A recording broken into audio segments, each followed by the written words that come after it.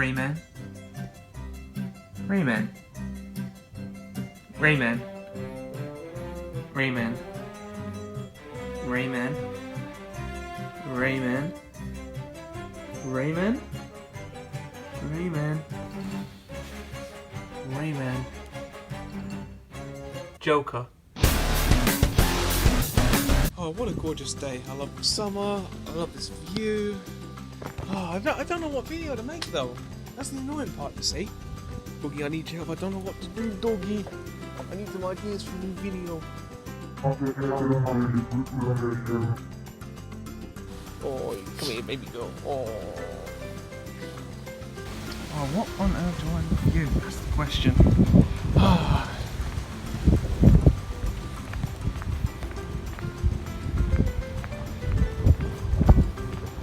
Hey, what's over there?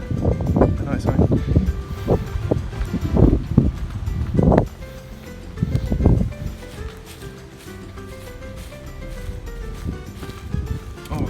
Come here, you. Right, iPad. What were you reviewing today? Yeah! If I had to name 3 games that define my childhood, it would be Sonic Heroes, the Tom and Jerry fighting game, and last but not least, we have Rayman 3 for the Game Boy Advance and the original Xbox. Now, Rayman was the absolute shit back then, and today I'm going to be reviewing the series. So without further ado, let's begin.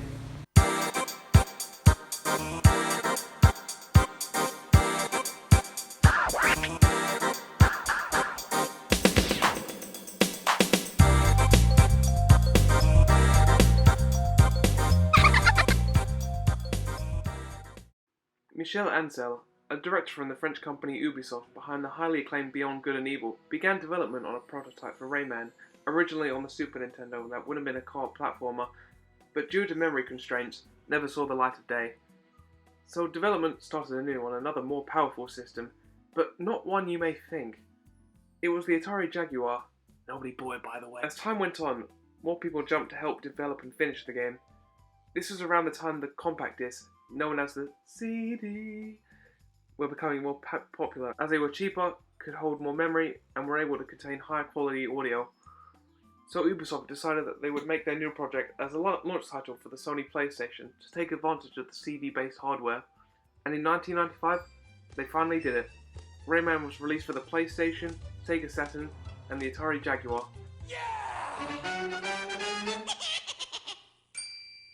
Our story begins with the narrator telling us that Rayman's peaceful world is maintained by an orb known as the Great Protoon, but one day, the main villain of the game, known as the evil Mr. Dark.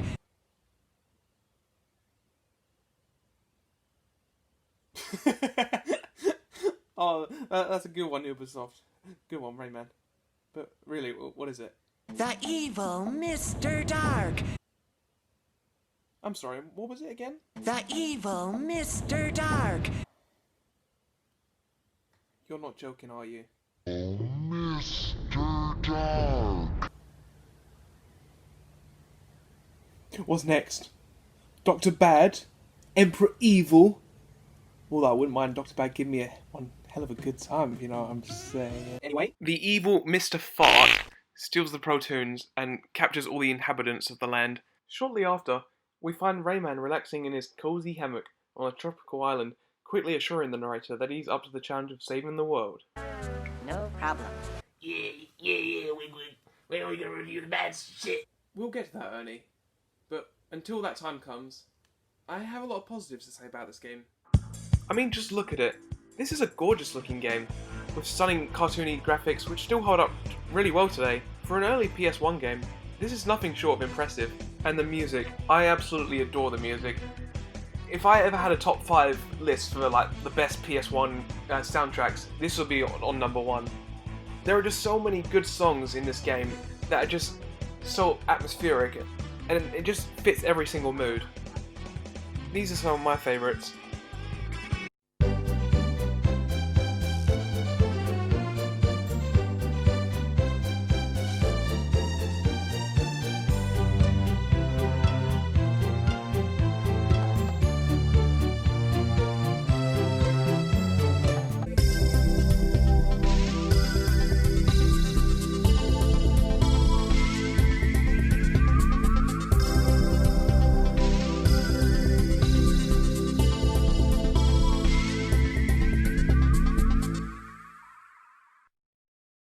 And last but not least, we have the final boss music. Now, Mario and Sonic, they have those like classic chip tunes for the final boss, but in Rayman, it sounds like an actual band's playing.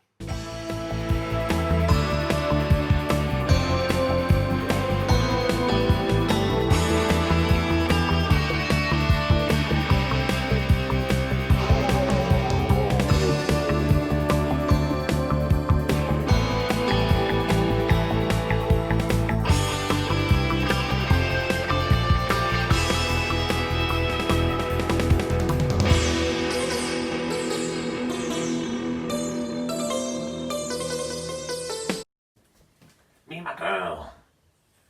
We want to talk about the bad stuff, dude. Come on. Let's do it. Hey, I'm not finished yet. So it looks good, and it sounds good, but it's time to look at the most important part of any game. The gameplay. Or gameplay, whatever.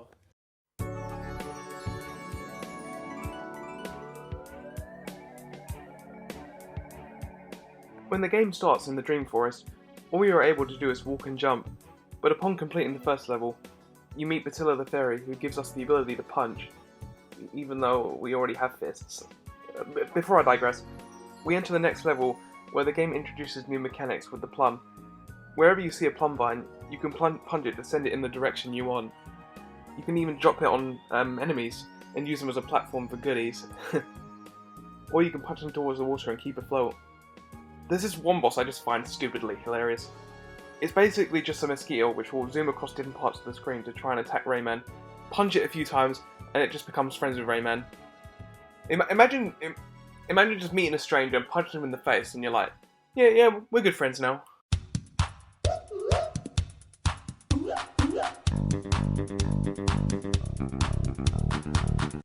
For the last two power-ups, Batilla the Fairy will give us the ability to hang. What this means is that Rayman will now be able to grab ledges and jump up from them. And lastly, Batilla will give you the power-up to swing from pink rings. And she'll tell us that the gloomy part of your quest will start now. Foreshadowing, by the way, guys.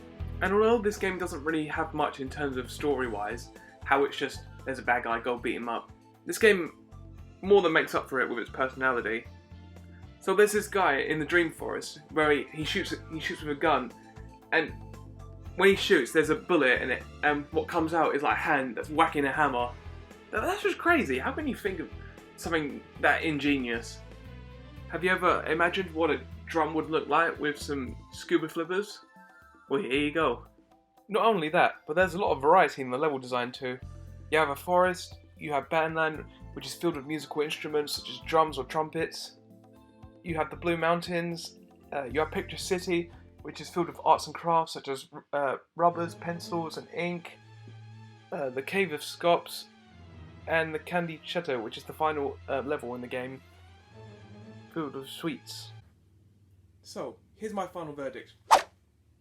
Overall, Rayman is a fantastic game with excellent platforming, phenomenal music, and just lovely graphics.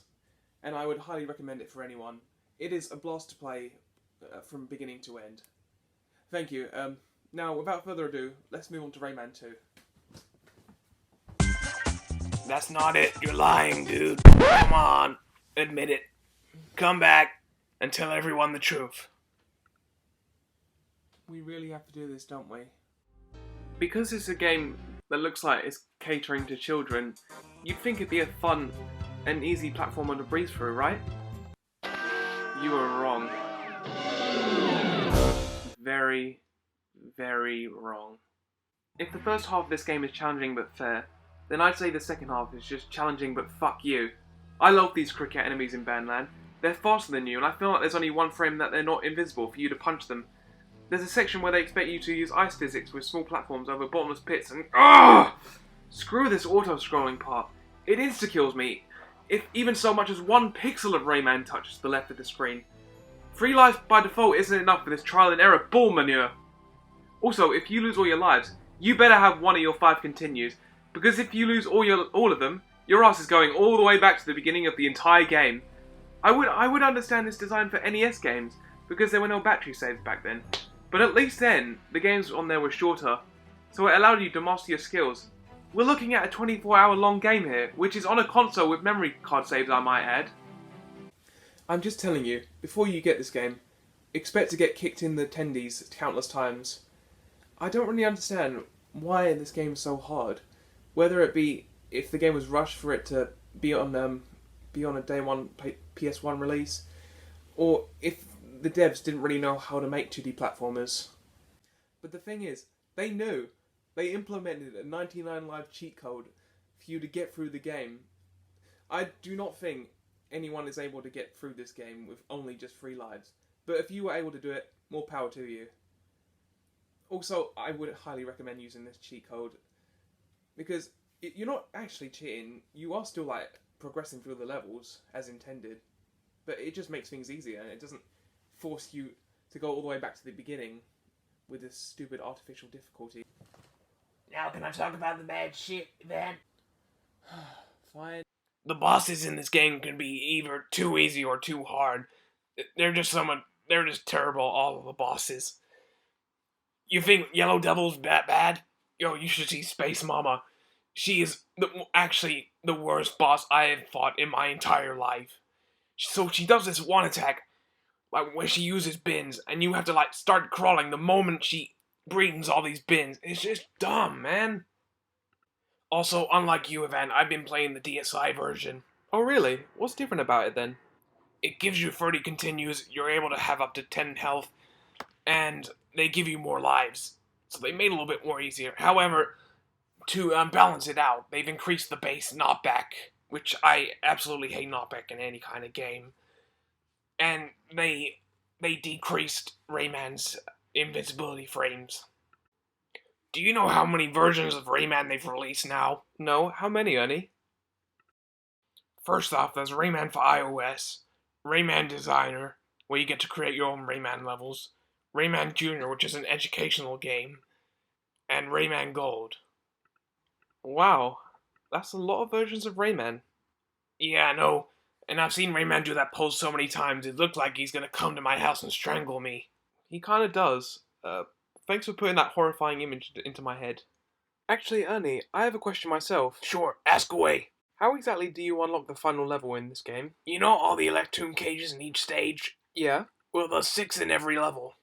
And you have to free every Electoon in every level to access the final boss. God, that sounds tiring. I'm just gonna move to the final verdict. So, my final verdict. I really like Rayman, despite the rage-inducing moments I had, and I think it's a must-have for the PlayStation. And it's an important game too, considering it's his first entry. I gotta say, I do have a bit of a soft spot for it, because Rayman is one of my favourite video game characters of all time. And even though this game is still hard, I think Rayman is sick. He said it! He said it! Anyway, I've talked too much about the original Rayman. It's time to move on to the next game, Rayman 2: The Great Escape. Before I start this video, I would like to mention, in my last part, I forgot to say, on Rayman for the PS1, the last abilities you receive are the helicopter ability, iconic to Rayman, and run so you can dash over obstacles. Oh my, I am so stupid. How could I forget Rayman's iconic helicopter ability? Well, at least now I can sleep peacefully.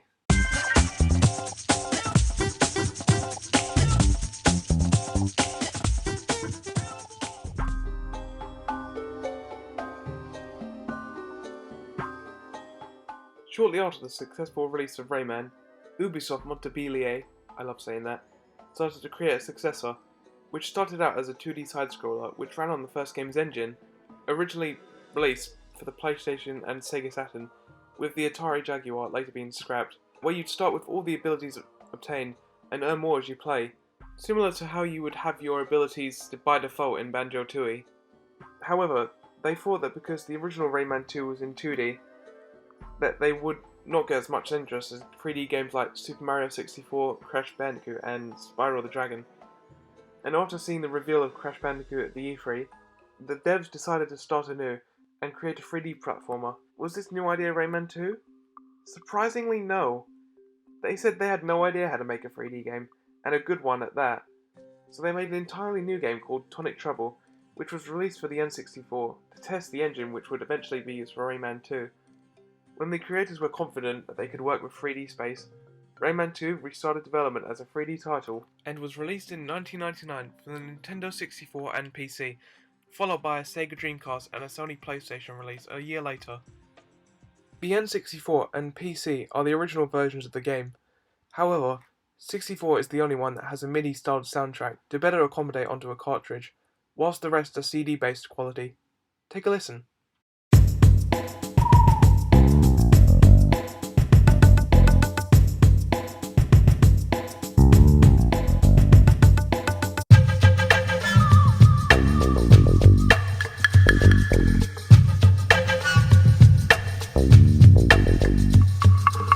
Oh, all that getting angry over Rayman has got me tired.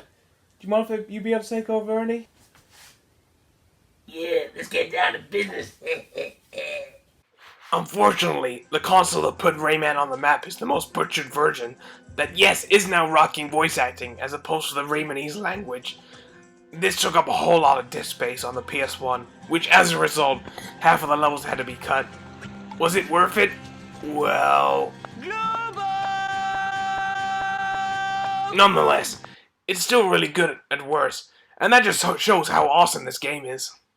The Dreamcast version, though, on the other hand, is considered the definitive version, as it has the higher quality textures of the PC version, has a reworked walled map, includes several new minigames, and is the only version that runs at a native 480p 16:9 aspect ratio at a buttery smooth 60 frames per second. An enhanced port of the game called Rayman 2 Revolution, or Rayman Revolution as we call it here, was released as a launch title for the PlayStation 2, which might not run as smooth as the Dreamcast version, as it's locked at 30 FPS.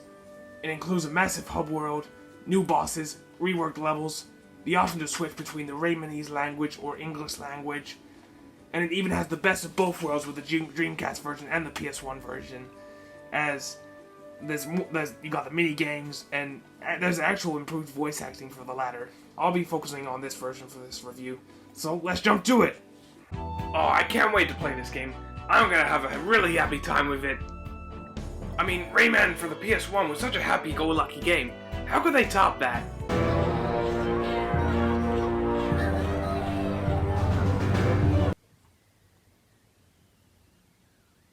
Well, time to go change my boxers again.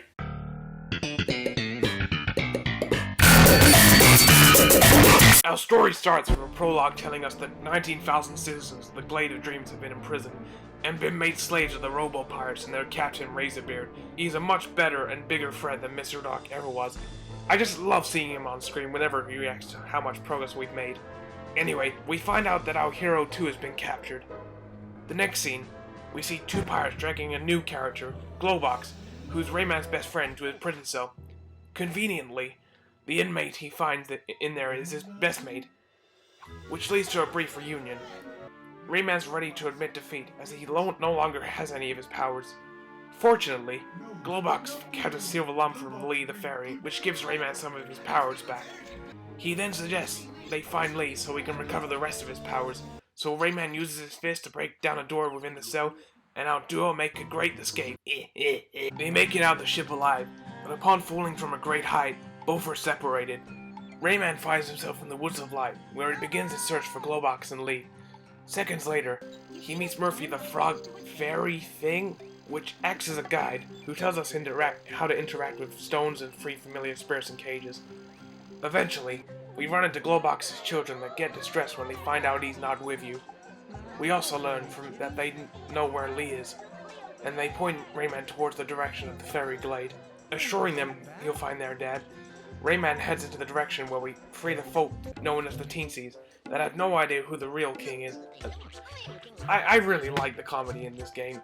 It's darker than the first game, but it has all this just to let you know you are playing a Rayman game. Anyway, they inform us that Lee and Glowbox have both been captured. Within the fairy glade, Rayman finds the ship where Lee is being held hostage and begins trespassing with the most sexy-ass spy music playing in the background, man. This thing could go with anything, honestly.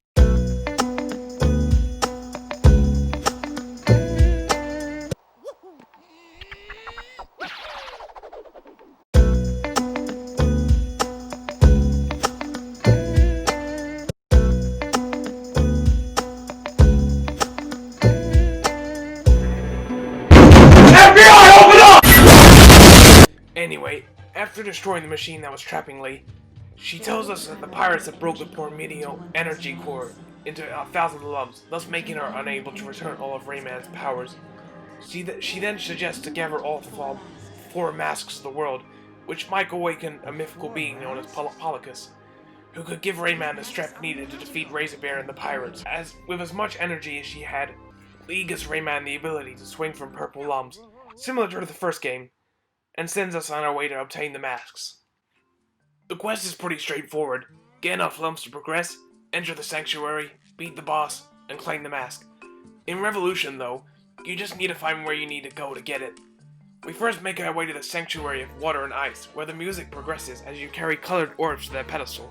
They didn't have to do this, but they managed to make something as mundane as carrying a heavy object entertaining. We make it to the first guardian of the mask, Axel, who's the first boss. But I'm not really sure you can call it that, as all you need to do is swing from the purple lumps and hit an icicle. We got the first mask. Every time we collect a mask, Polycus congratulates us and urges our hero to find the rest. I forgot to mention, earlier before, we got a cutscene where they break the 4th wall by making Razor Bear eat the 1,000th lump, which are, along with their cages, the collectibles of the game. Rayman then heads to the Manure Hills, where he meets another one of his best friends, Clark. He's basically the Hulk of Rayman, guys, who has been severely poisoned and must have the life potion from the Cave of Bad Dreams that before we didn't know what the name was to make him feel better. So now we must head back to the Marshes of Awakening. Backtracking shouldn't really be in these kind of platformers, but I personally think this is harmless, and it's a relatively short journey back. Jano, the keeper of the Cave of Bad Dreams, now senses that Rayman knows the name of the place, and allows him a head start at the precious treasure. The race is on. When you've really reached it, we are greeted to this cutscene. If you're playing on the PS1 version, it's pretty laughable. But on PS2,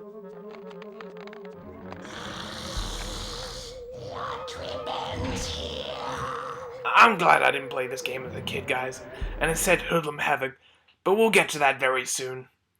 What follows is an awesome chase scene on a slide segment with the camera being from inside the mouth of Jano, along with an okay boss fight. Once defeated, Jano offers all of his treasure to you. You, the player, have the option of choosing to take it, which gives you a humorous ending with an overweight Rayman relaxing on a deserted island. But of course, we choose not to and take the life potion back to Clark, instead who helps us make a path to the Sanctuary of Stone and Fire. Along the way, we grow in anxiety to arachnids, and we rescue Glowbox once again, who performs a very insensitive rain dance to help us solve puzzles by short-circuiting lasers and glowing floating flowers. In this sanctuary, Umbra the Guardian is not even a boss. It's just a helpful platform that walks a few feet and sinks in lava. Fucking awesome! We're halfway there. The 3rd mask is located at the Rock and Lava Sanctuary. After playing Space Invaders, rescuing Glowbox kids with a pirate ship who gives us the Rain Dance mask, and fighting another machine-like boss that's quite challenging, we arrive at the sanctuary. Once inside, Lee gives us the power to fly indefinitely. It's only for this temple, as that would be very broken anywhere else. And encounter the 3rd Guardian, Fouch, I think it's called. He's a decently fun boss. Alright, 3 masks, 1 to go. In the other versions, Glowbox kids happen to have the final mask when we save them. This ship part is cut out entirely in the PS1 version, and is replaced with a clumsy rocket shell puzzle. But in Revolution, we climb up this ice mountain to fight the last Sanctuary, who is another fun boss. Alright! The 4th mask! Now it's time to fight the final boss. Spoiler alert.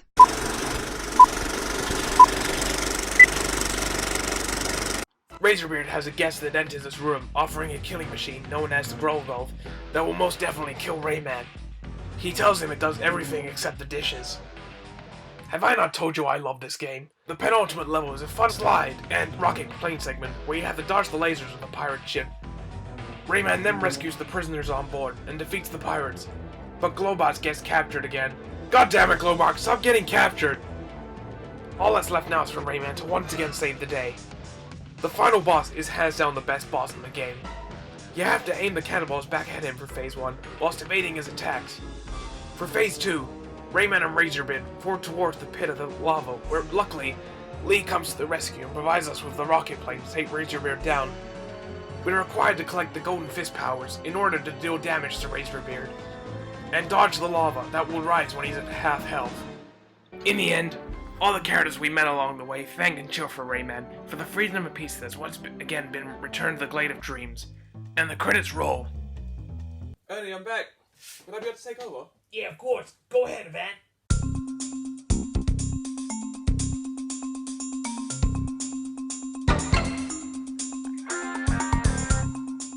Did you know? By finding enough collectibles on the PS1 version, you will unlock an early build of the original Rayman 2. Furthermore, it's still possible to retrieve the 1000th lung that was supposedly eaten by Razorbeard. On the PS2 version, just beat Clark, who's been brainwashed, and enter the door. With the other version, however, you must perform the glide at a certain point at the Tomb of the Ancients.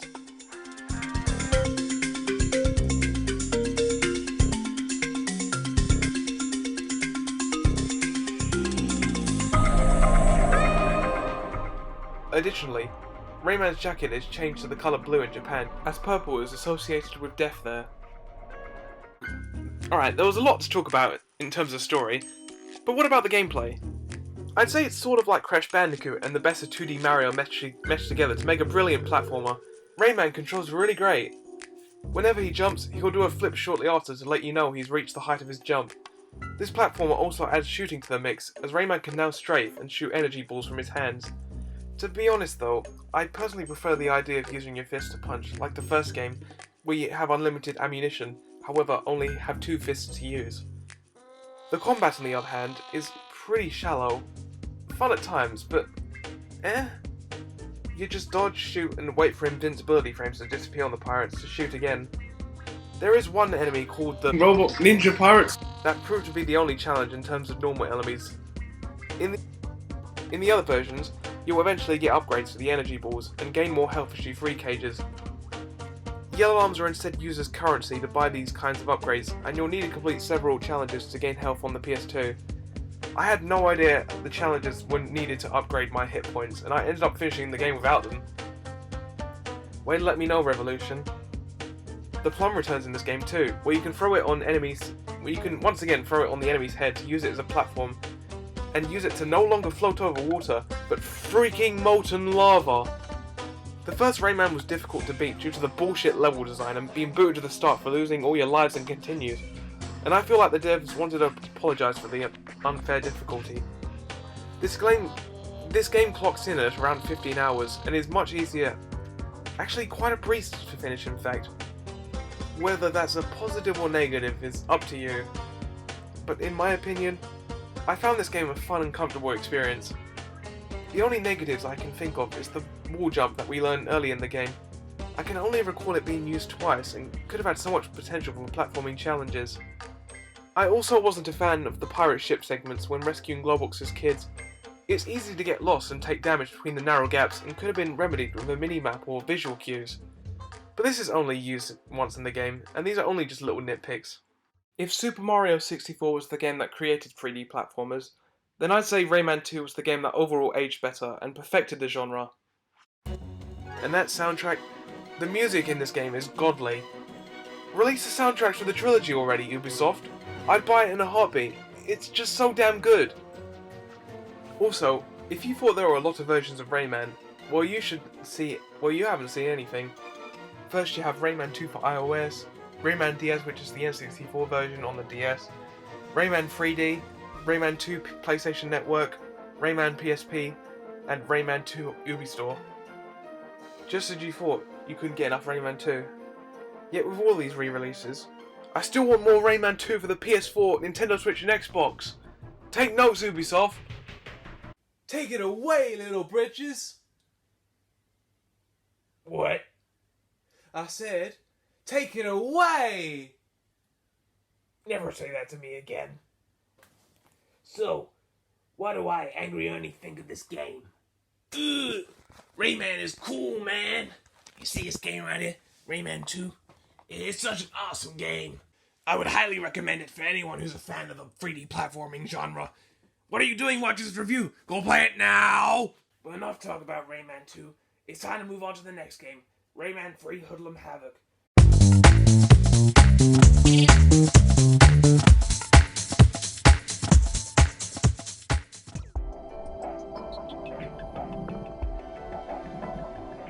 With Rayman 2 meeting with critical acclaim, The thingamajig became a popular household name, and the most iconic mascot for Ubisoft, and surely another stirring sequel in the works was inevitable.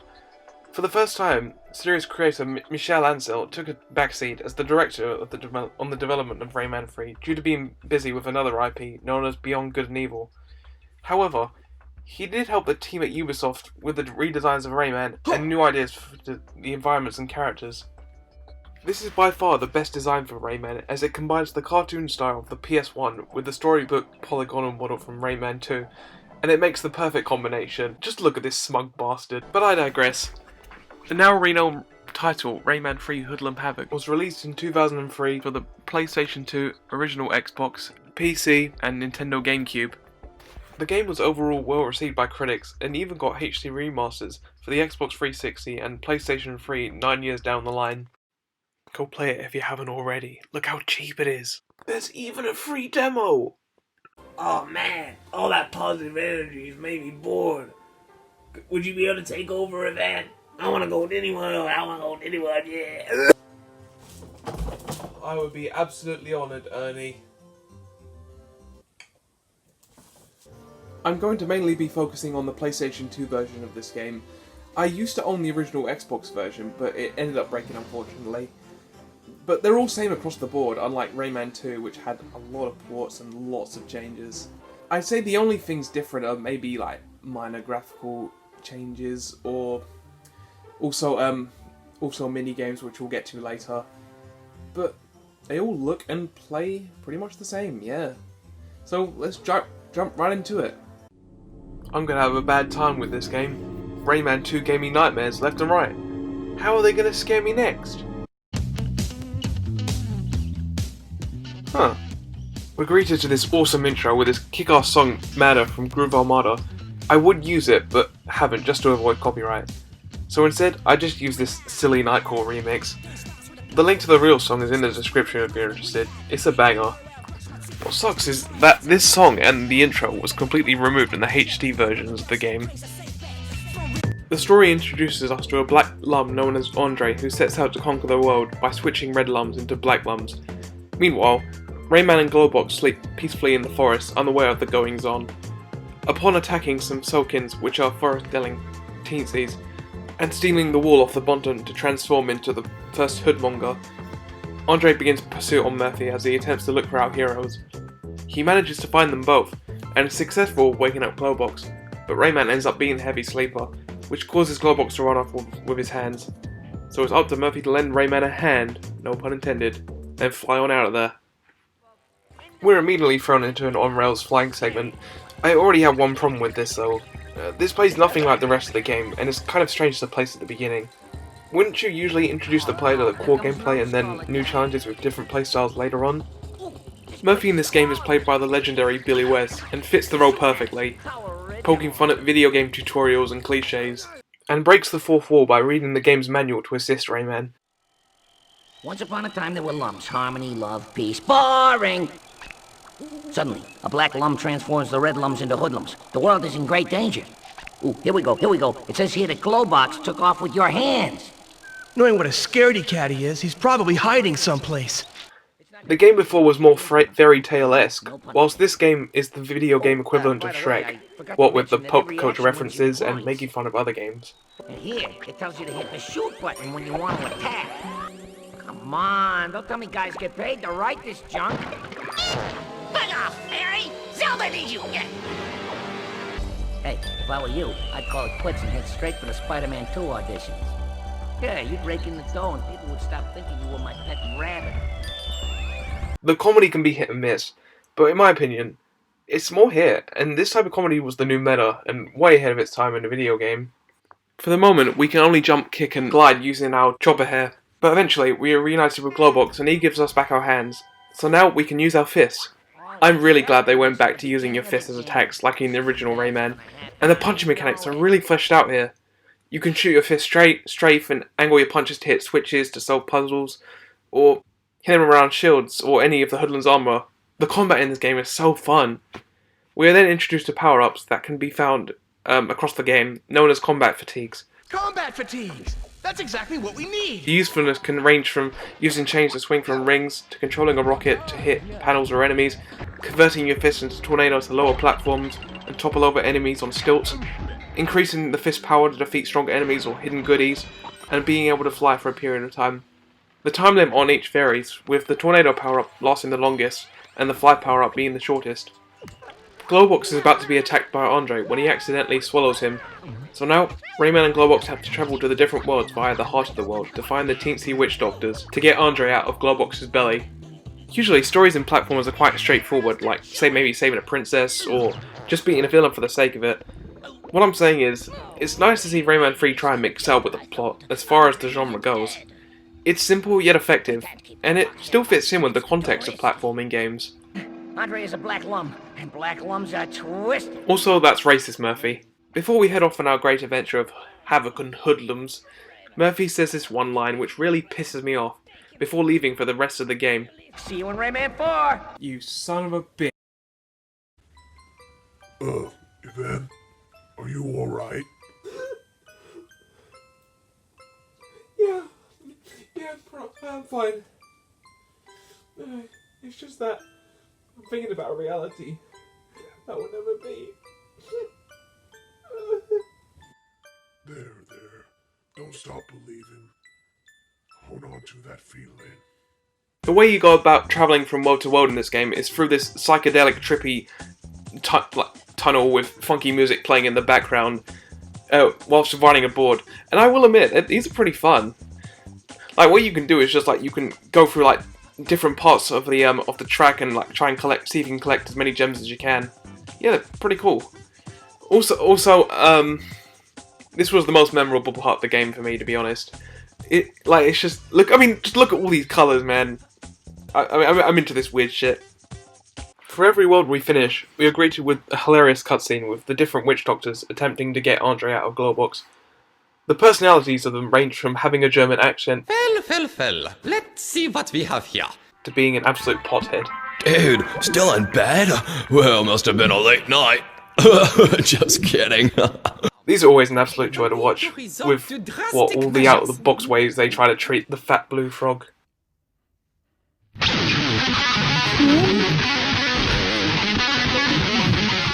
After beating the Land of the Living Dead and the Bog of Murk, the game up to this point has been quite light-hearted, until these freaky fuckers known as the Naran appear and start rocketing towards you and saying, "Tear off his flesh."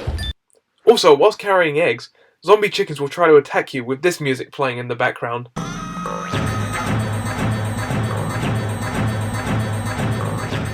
Now I'm getting Rayman 2 Spider Chase flashbacks. Rayman then meets Gumsy, the Naran King, and challenges Reflux, who is the strongest of the species, to a duel. After Reflux is defeated, we find the third and last Witch Doctor, and with all three of their strengths combined, succeed in exorcising Andre out of Glowbox. Unfortunately, Andre escapes, befriends Reflux, and convinces him to betray Gumsy and steal the scepter of the Leptis.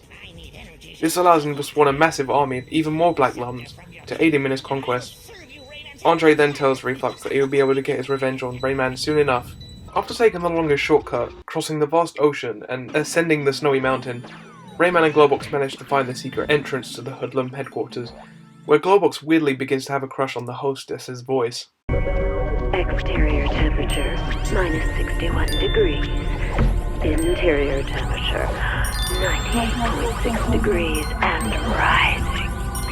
Wow, that lady's got a lovely voice. I'd sure like to meet her. Didn't you have a wife and children in the last game? I see these games work better off as standalone games, as opposed to continuations on the story. Apart from certain mechanics and characters, none of the games have any connections to one another. On a side note, Glowbox in this game is played by John Leguizamo. I don't know how to pronounce it. The same actor who plays Sid from Ice Age. Rayman, these disguises are getting a bit ridiculous. I mean, they're not even good. I recognize them right away. Violence in movies and sex on TV. After reaching the heart of the headquarters, we fight the horrible machine by overloading it with well-aimed punches. After that, Andre commands his hoodlum minions to flood the headquarters with lava, and Rayman begins to hurry up to the top. The lava is just about to reach him, when fortunately, the impact of the machine's explosion saves our hero and launches him in the direction of the Tower of Leptis, which is the final area of the game. Meanwhile, at the peak of the tower, Reflux uses the power of the scepter to grant him unmatchable powers, which also begins to change the form and colours of the sky. Within the tower, Glowbox manages to find a plane which he and Rayman use to reach the top, which leaves us with the final fight with Andre and Reflux. With the bite of a chain and bullets from a plane, Rayman and Glowbox pull through and defeat Reflux, causing him to crystallize and eventually shatter. Rayman makes a grotesque face, causing Andre to revert back to his red lung origin, completely foiling the plan of the Black Lum invasion. Finally, we come full circle with the duo sleeping under the same tree prior to the start of their journey, with Glowbox lamenting the loss of Andre, who he had developed a one-way friendship for. Rayman tells him he should be happy with the known joy the Red Lums are expressing, and that bringing Andre back would be a bad idea for the world, and with that, they both go back to a well-deserved sleep. We are shown one more cutscene of how Andre came to be, with a flashback of Rayman's hands watering off and frightening the Red Lum that would become him. And that concludes the story to one of my favourite childhood games. The player is then given a congratulations message, giving them a code that lets them submit the overall high score on the Rayman's own website to let them compare their score with the rest of the world. However, typing in this address today will just take you to the Ubisoft website, so getting the high score is is virtually useless now.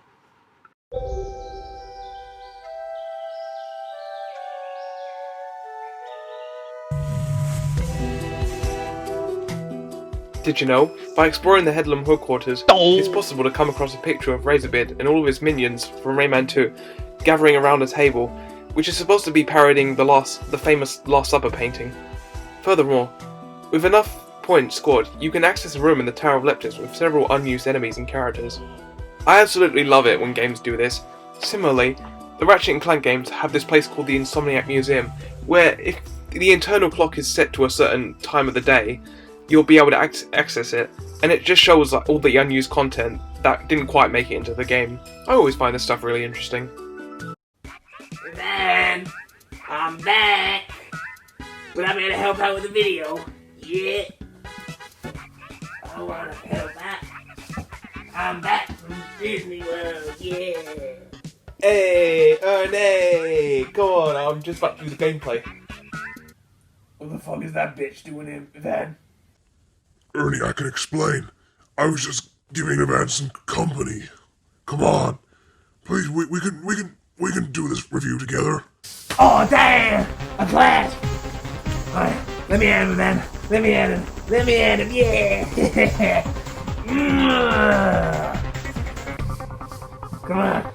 Come on, Plant. What you got, Plant? Come on. I'm gonna whoop your ass. No! Yeah! Whoa! No, Ernie, please! Ernie, you hurt me so much! Ernie, no!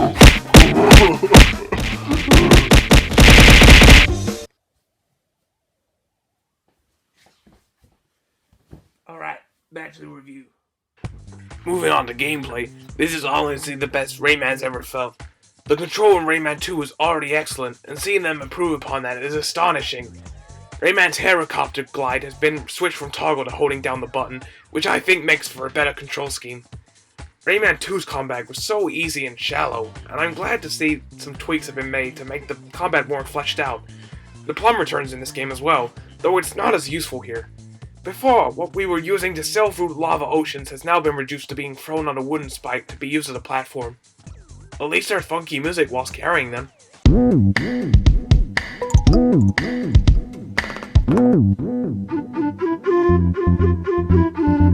Rayman 1 was too hard, and Rayman 2 was too easy. Rayman 3, on the other hand, is a perfect balance of difficulty.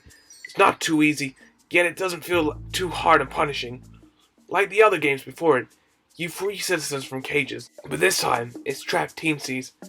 Freeing certain teensies will allow you to progress through levels with the combat fatigue power-ups, and freeing 6 will grant you more health.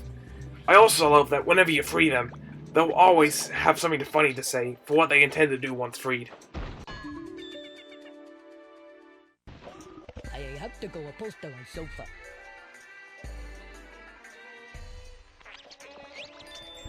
Alright, let's talk about the score system. Whenever you find gems, defeat enemies, or zoom in on certain objects, You score points as well as go into combo mode. When combo mode is activated, these actions are worth even more points, which is vital if you want to unlock the minigames. But if points aren't being earned for a period of time, combo mode ends.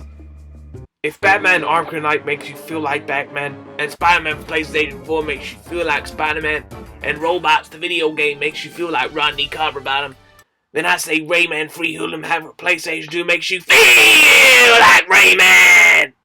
The bosses are a slight step up from the last time. The Hood Stomper boss can be kind of annoying though when trying to aim the rockets at him, and the second phase is an absolute cakewalk. If you're struggling with it, just press the jump button near any hoodlums. He doesn't seem to shut up either.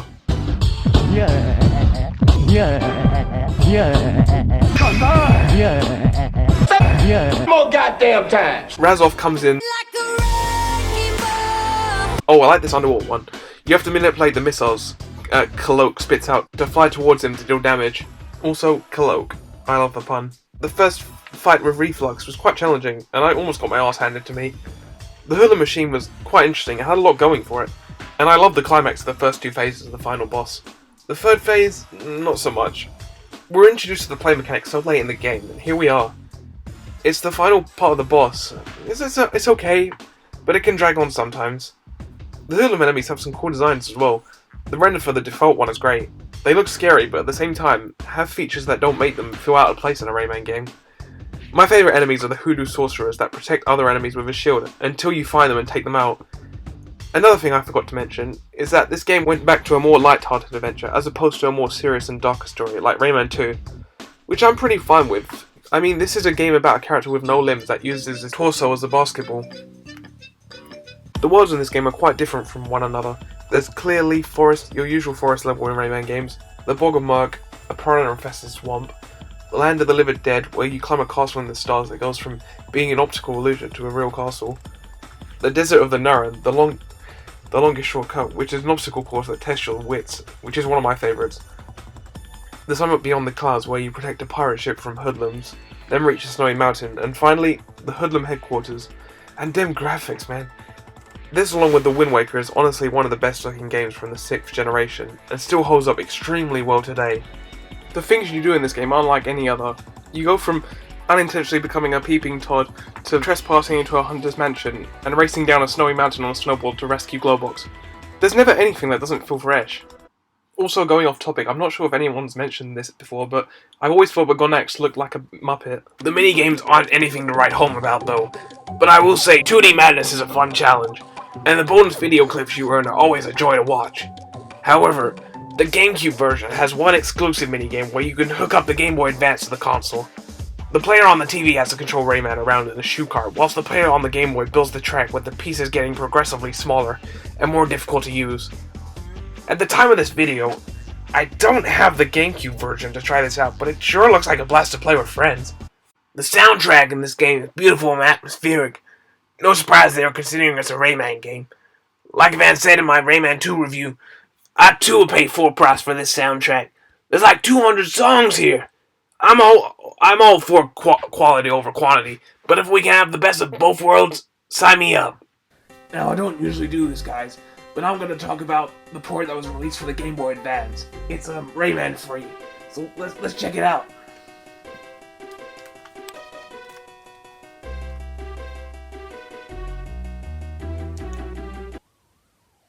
There's no charge. Don't let the title fool you.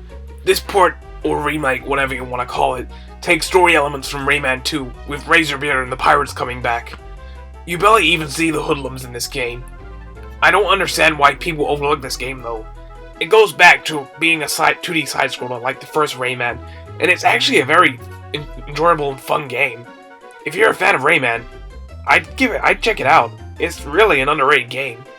Overall, Rayman 3 Hoodlum Havoc for the PlayStation 2 is one of my favourite games of all time, but unfortunately, Rayman 3 for the Game Boy Advance was the last main series Rayman game. But what about the Raven Rabbit? We shall not utter that game series.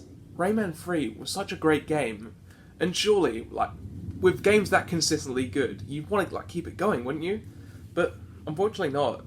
Ubisoft decided to hold back, and we didn't hear anything else about another Rayman game for another 7 years. The question is, what happened to the Rayman series?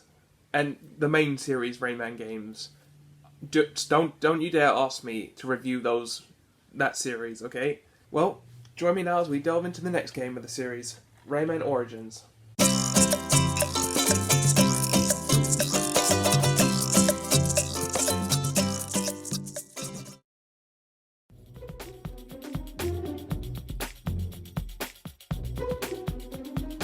After the release of Rayman 3, the geniuses at Ubisoft for some reason just stopped bringing out Rayman games, with only the Rabbids spin-offs in sight.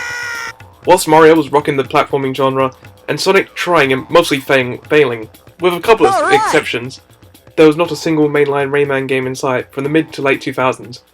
Not until an Ubisoft E3 conference in 2010, where we were graced with a trailer for their next project involving the helicopter hero. Long ago, the primordial forest, deep and mysterious, witnessed the birth of a man. A vegetable. No. A thingamajig.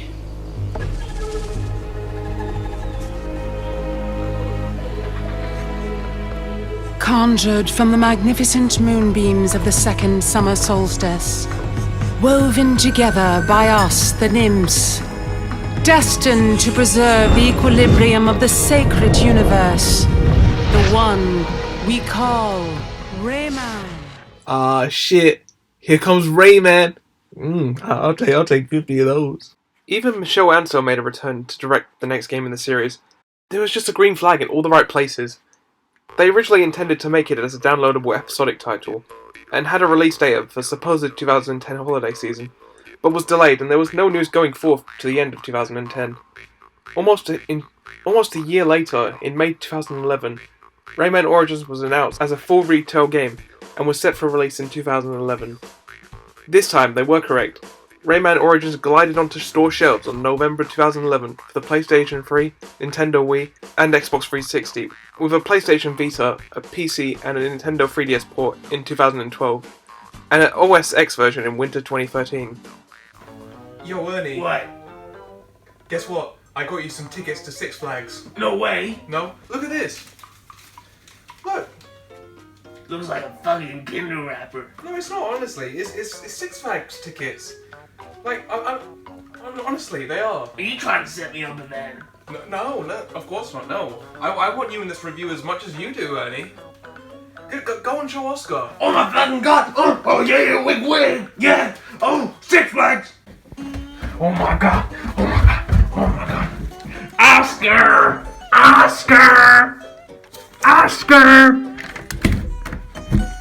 I got some. I think Six Flags tickets real. I got Six Flags tickets. Yeah. I'm going to Six Flags, baby. Yeah. Nice. Have fun. Yes, it worked. Now it's just me that's doing the review, and Ernie doesn't have to tarnish this otherwise beautiful game. The game was one of the first to utilise the UbiArt framework engine. What is the UbiArt framework, you ask? Well, it's an in-house graphics engine which allows artists to easily create and design content in which they can use an interactive environment. The artists only have to create and pose the model and edit the silhouette, as the software takes care of image distortion automatically. The main aim of this engine is to allow artists and designers to focus on the art itself without having to worry about technical aspects of game development. The engine was even optimized for HD resolutions and allowed games to run in full high definition 1080p at 60 frames per second. It paid off too, because this is a gorgeous looking game. The hand-drawn art style kind of reminds me of a Saturday morning cartoon, and I honestly mean that in the best way possible. Anyway, let's move on to the story before I digress. Rayman, Glowbox, and a couple of teensies that play a free and full control are sleeping peacefully within the glade of dreams, whilst also humorously making sounds to the rhythm of the music, which causes an elderly granny from the land of the living dead to be disturbed. She then retaliates and sends an evil army of horrifying creatures and dark tunes across the world. With our heroes woken up shortly after, attempt to fight back the monsters, but end up getting captured. Rayman manages to break free, however, he discovers by a different looking Polycus that the Darktoons have captured the Electoons. Bringing back the Electoons, I see, Ubisoft. As well as imprisoning Bettilla the Nymph and her sisters, and plunge the Glade of Dreams into chaos. Bettilla, you're showing an awful lot more flesh than last time. Those sure are a nice pair of wings you got there. What's this game rated again? Because of the current state of the world, Pollica starts to feel uneasy and begins to suffer from nightmares. He then asks our heroes with gathering the Electoons to cure him and save the glade from impending doom. The Electoons are handled so much better in this game compared to Rayman, as previously you would have had to collect every single one in order to access the final level. Here, it acts more as freeing enough Electoons to progress to the next world, similar to the progression of gaining enough Power Stars in Super Mario Galaxy 2. With every world explored, the four find themselves at an anonymous looking gate which is only accessible by freeing the Glade Kings from their evil forms which act as bosses in this game. Once that problem's been solved, we make it to a hideout in the Moody Clouds where we discover that magician Teensy, who is a secret admirer of Mr. Dark, is behind this phenomenon. The heroes fall down his trapdoor and find themselves facing mechanical versions of the possessed Glade Kings they previously faced, but fortunately, our heroes exit unscathed and manage to get back up to the lair to confront the magician, in which he tries to distract them with what I consider to be one of the greatest cutscenes of all time.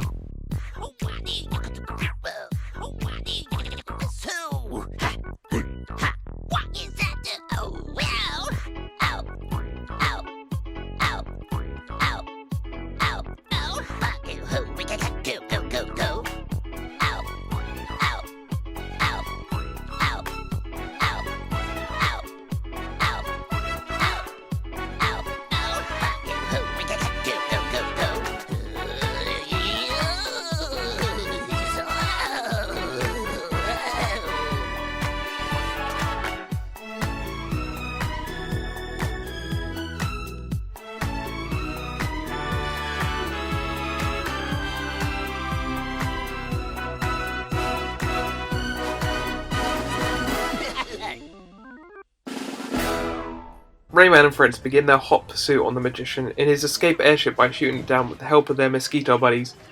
The fatally damaged ship crashes into the power source of the hideout, which, along with a chain of events, causes the hideout to combust, foiling the magician's plans, leaving Rayman and pals plummeting towards the snoring tree, where we once again come full circle with our forced snoring to the rhythm of the music.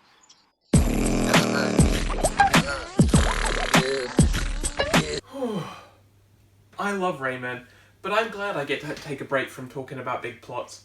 The previous two games were an absolute nightmare to write a script for, so I'm kind of relieved. Looking back at the previous two games, the story presented here, like the first entry, is quite simple in comparison. Kind of a bit odd for a game called Rayman Origins. Interestingly enough, the game was originally going to have more of the plot, and even bring back Mr. Dark. Would have been interesting to see that version. Well, I can only dream.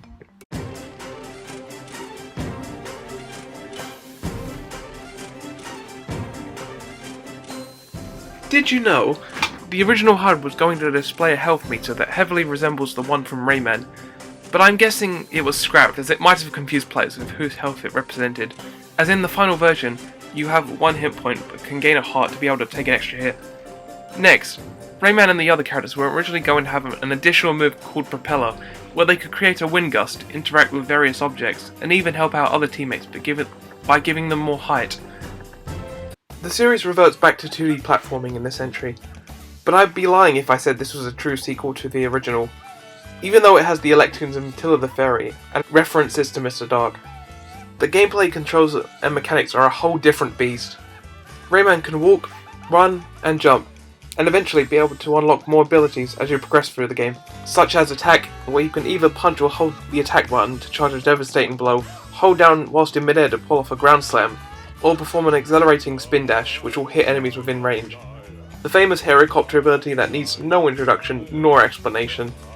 The ability to shrink down to bite-sized proportions, being able to dive and breathe underwater, and lastly, being able to run along the walls.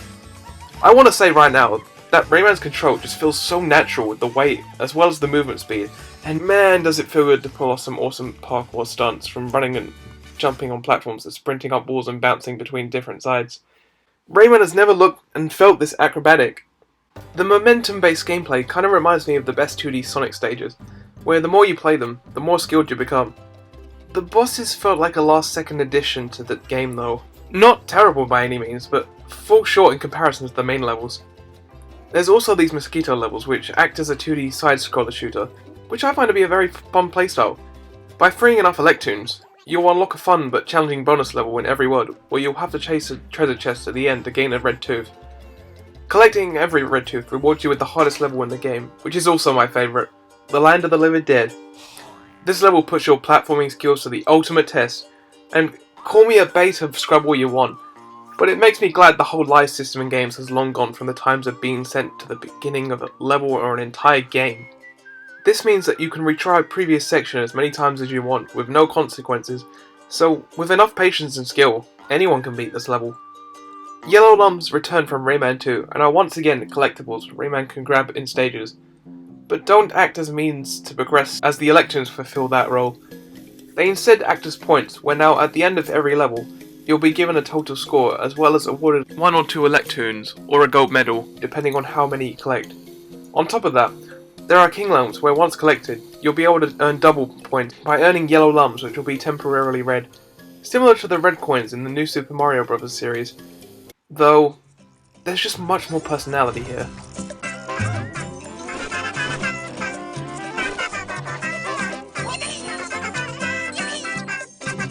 And that's another thing I want to add.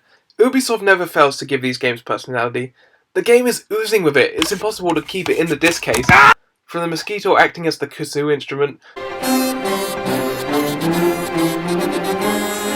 to being able to make a song just by selecting a file on the file select screen.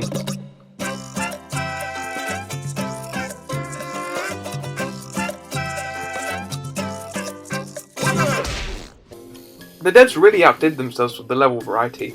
There's Gibberish Jungle, the Desert of Didgeridoos, filled with musical instruments that make up set pieces and platforms, Gourmandland, where you'll be exploring hot fiery kitchens filled with food, as well as an icy cocktail environment, Sea Serendipity, where half of the world takes place in a village built on stilts, whilst the other half takes you to the depths of the ocean, Mystical Peak, and lastly Moody Clouds, where the lair of the magician Teensy is located.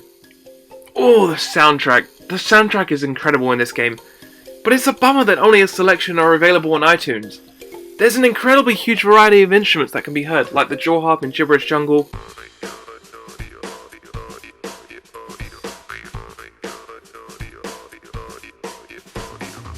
didgeridoos in, funny enough, the Desert of Didgeridoos, the banjo in the Treasure Chase levels,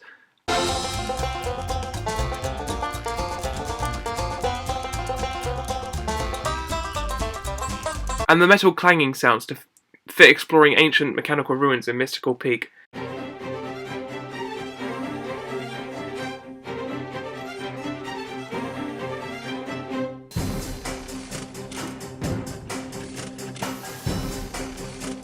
And some levels' pieces sound orchestrated, as if they were ripped straight out of a Disney film. Even the fish sing gibberish just as you dive into the water, with a Finding Nemo-like score playing to accompany it.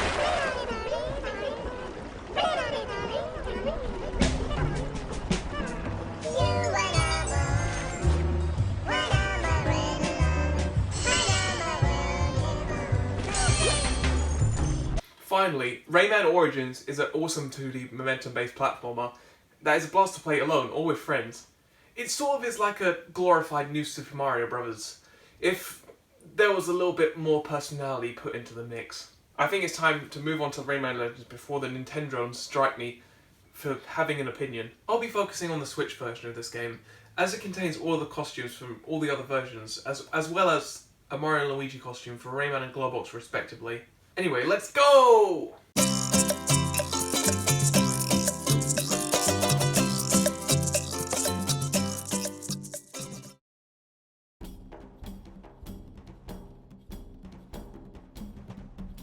The next game was first leaked and hinted with the placeholder name Rayman Origins 2, and would include dragons, ghosts, vampires, the return of the Land of the Living Dead, and also someone dear to the Rayman series, as well as features returning from its predecessors.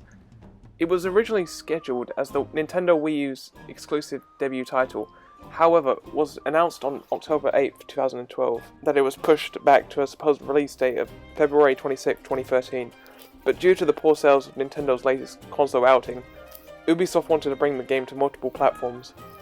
Rayman Legends was later released in August for Europe and September for North America for the PlayStation 3, Nintendo Wii U, Xbox 360, and the PC, with the PlayStation Vita version a few weeks later, a Sony PlayStation 4 and a Microsoft Xbox One version in February 2014, and a Nintendo Switch port later down the line in 2017.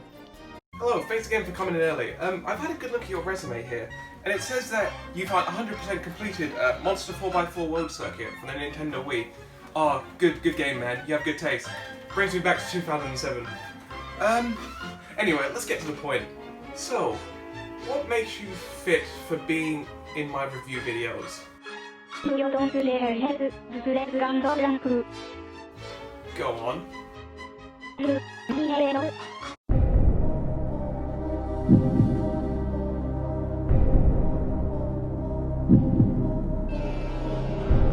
You're hired. Welcome aboard. Six Flags was a blast! I'm back! I come back to help with the Rayman Legends review, man. Man, what's going on here? You took my loyalty and trust and threw it all away! How dare you! Ernie, I'm not replacing you. I'm just finding new recruitments for our reviews. Oh, okay. Story spoilers, guys!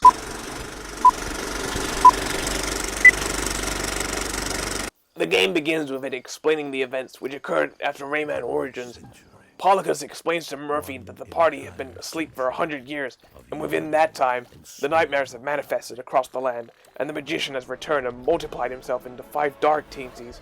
This time, our heroes must travel to every world and chase down each one in their own personalized flying carriages, which gives us a hilarious cutscene where we can wind up a punch and launch them into outer space towards the moon.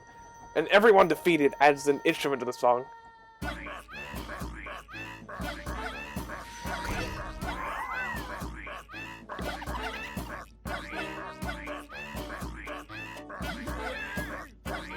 The final magician will cast a dark cloud which acts as the final boss, and has the ability to take on many forms. Once defeated, Rayman and Co. celebrate the new age of peace, just before sending the final dark teasing to the moon. What can I say that hasn't been said before?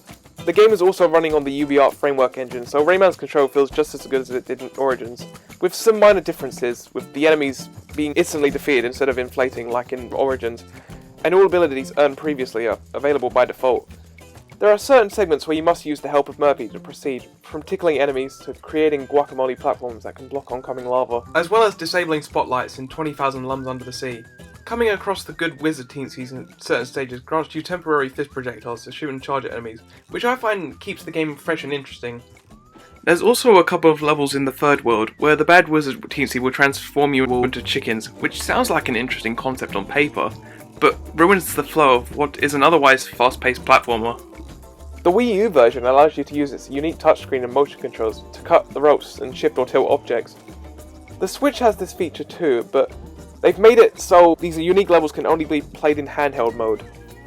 Moving on, I feel like the bosses have been improved and are just an incredible spectacle to behold. And there's another thing, the visuals. Like Origins, are absolute eye candy. Even though I prefer the hand-drawn art style of that game, I do respect Legends for going for a computer-generated and watercolor art style, and making cinematics CGI-like just to make it stand out from its predecessor.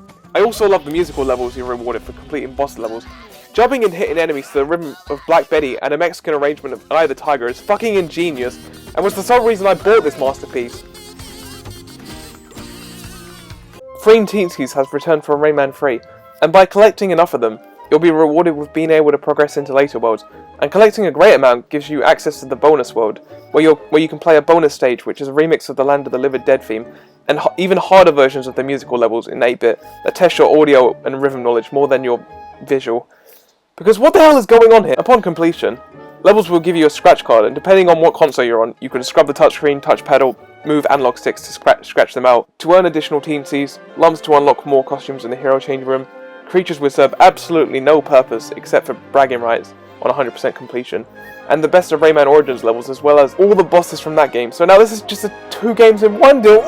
Oh, what else is cool? All the worlds in this game are inspired by real-world myths and tropes, like a medieval fairy tale of Teensies in Trouble and Toad's Story, Fiesta de los Muertos, 20,000 Lums Under the Sea, which is one of my favourites, which feels like something out of a James Bond or Mission Impossible movie, with searching spotlights and spy music playing in the background, and the classical Greek architecture of Olympus Maximus, and the track name of the final boss is called Hades' Hand, which is just a very nice attention to detail.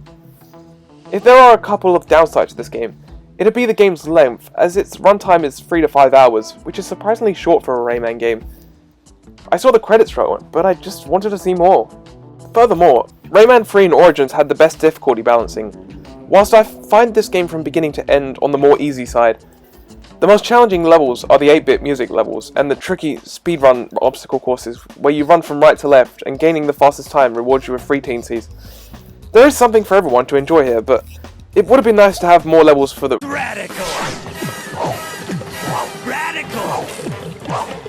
hardcore gamers. That soundtrack!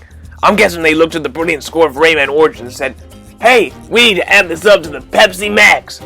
Almost every song sounds like a big production orchestra, and it fits the energy of every level perfectly, which I love. I even like the new remixes that were specifically made for the music levels. Stop being so picky and limited with your soundtracks, Ubisoft! A multiplayer competitive mode that goes by the name of Kung Fu can be played with multiple friends is also included in this package. The best I describe it would be, you know that Flash game, Sports Heads Football? It was a 2D football game, well, it's sort of like that, but more fleshed out. Kung Fu was even brought over to the Smash Bros. Inspired indie game Brawlhalla, and it even includes Rayman as one of the playable fighters. Probably the most we've seen of Rayman thus far. I would have had footage for this, but during these times of the well-known Coke Vine of 2019, I wasn't able to play and capture footage with friends. But it sure looks like a hell of a fun time. Maybe sometime in a future video I'll get a chance to play this. You like Rayman, don't you guys? So, my final thoughts. Rayman Legends, along with Rayman Origins and Donkey Kong Country Tropical Freeze, are among 3 of my favourite 2D platformers of all time. But between Legends and Origins, which one would I find to be the better game? Story's kinda simple in both, so is the tie. I like both art styles, but I'm a sucker for traditional hand-drawn animation, so Origins wins this round. Origins had more variety of challenge. Legends has music levels, which in and of itself is a free point. Both soundtracks are phenomenal, but I find Legends one stuck with me more. And finally, in my opinion, I love the levels in Legends, but I feel like the ones in Origins just flowed better.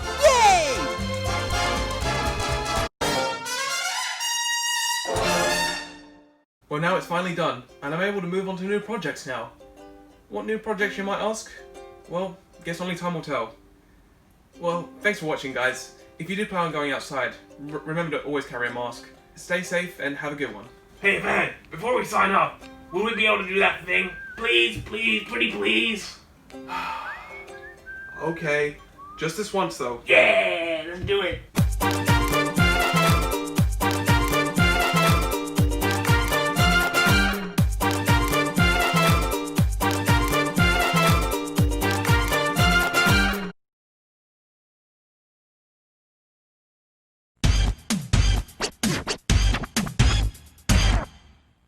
Everyone will just wonder what that just was, but one person will know what I'm talking about. Yeah! Whoa, it's been a ride. But I've really enjoyed reviewing all the mainline Rayman games. I have so many fond memories with every game here. It really is a shame that so far, Legends is the most recent Rayman game, and it doesn't seem like Ubisoft has any intentions to revisit the series. I'd honestly like to be proven wrong though. The most recent outings with the thingamajig have been spin-off games like Rayman Adventures and Rayman Mini that just reuse Legends' assets, which just aren't the same. Another point that doesn't help matters is that recently, Michel Ancel, the creator of Rayman, has recently stepped away from the game industry. If there's one character I want in Smash the most, it'd be Rayman, and at the point of writing for this video, he has not yet been announced. He really does have so much moveset potential, and I want an excuse to listen to some Rayman bangers on my sound test. If he ever gets in, I will greatly thank Sakurai from the bottom of my heart. Choosing a favourite game, if I had to pick a favourite, I'd have to choose Rayman 3 for its fluid controls, 3D platforming awesomeness, and consistently good level variety. Anyways, thank you all so much for your support and patience. It took me a year, but it's finally completed. Rayman is indeed sick. Good games.